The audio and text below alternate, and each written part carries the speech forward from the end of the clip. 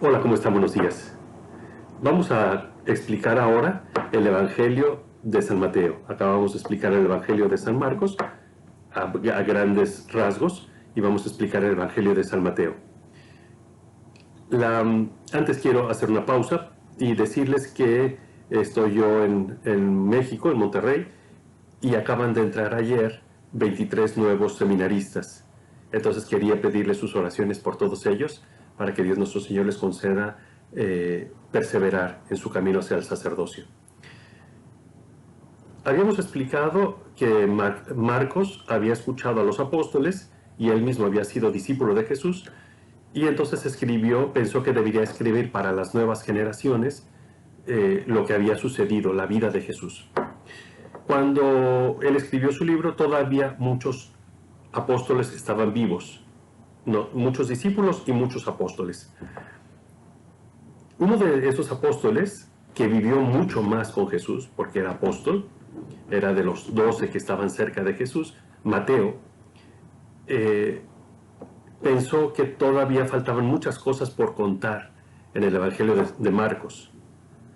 Entonces él preparó un evangelio, preparó un libro para decir las cosas que pensaba que faltaban todavía. Entonces, así como Marcos hizo un libro de 16 capítulos, Mateo, añadiéndole todas las cosas que pensaba que faltaban, hizo un evangelio de 28 capítulos, mucho más grande, ¿no? No llega a ser el doble de grande, pero bastante más grande. Y esa es la primera característica. El Evangelio de Mateo es más grande. En segundo lugar, el Evangelio de San Mateo organiza los temas.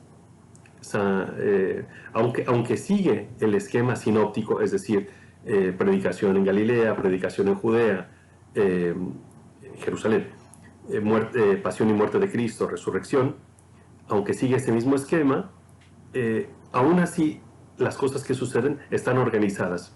Por ejemplo, él pone en un capítulo cosas que a lo mejor se dijeron en varios lugares, pero que vienen a propósito del tema que está hablando. Por ejemplo, en un capítulo pone muchas parábolas. Entonces, varias parábolas que se dijeron en varios lugares las pone en un solo capítulo. Por ejemplo, enseñanzas de Jesús a sus apóstoles cuando los manda a predicar. Entonces tiene un capítulo entero sobre eso. Probablemente Jesús lo dijo en muchos lugares, pero él lo reúne todo aquí. Él reúne toda la enseñanza fuerte de Jesús en el llamado Sermón de la Montaña. Dice que Jesús subió a una montaña y que dijo esto. Y San Mateo pone ahí toda la enseñanza de Jesús. Otro capítulo habla de milagros. En fin, organiza un poco los temas. Pero siguiendo la organización general sinóptica de la vida de Cristo. A él le parece que faltaba también hablar algo sobre el origen de Jesús y sobre su infancia.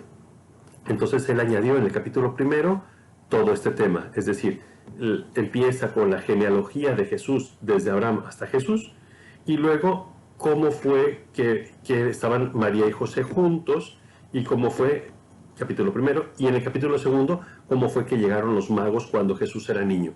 Con eso le parece que contaba cosas que faltaban de la infancia de Jesús, del origen de Jesús, y luego ya entró en el tema.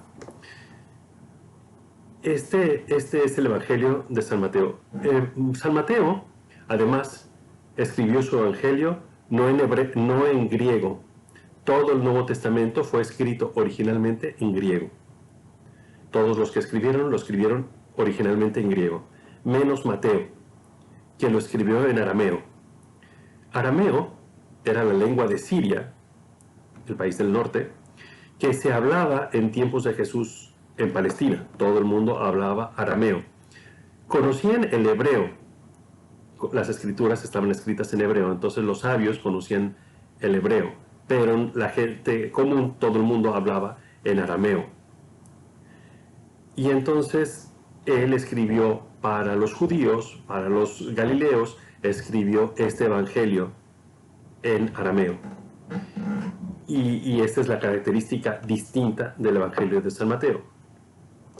Quisiera explicar también que el Evangelio, que Mateo, cuando estaba escribiendo su Evangelio, le parecía mucho que Jesús había insistido, que toda la vida de Jesús era una insistencia en el reino de Dios, que Jesús explicaba qué era el reino de Dios, revelaba al mundo el reino de Dios y explicaba cómo se llegaba al reino de Dios.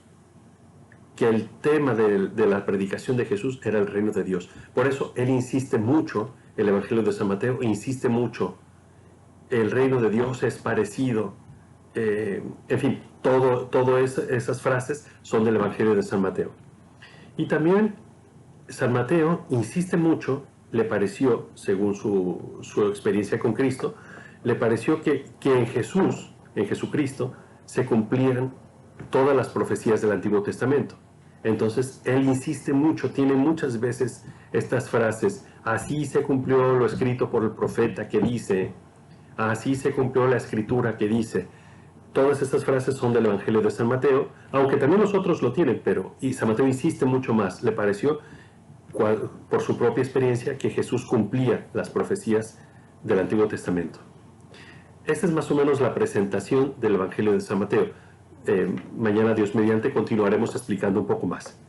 A todos les doy con mucho gusto, con mucho cariño, la bendición de Dios Todopoderoso, Padre, Hijo y Espíritu Santo. Amén.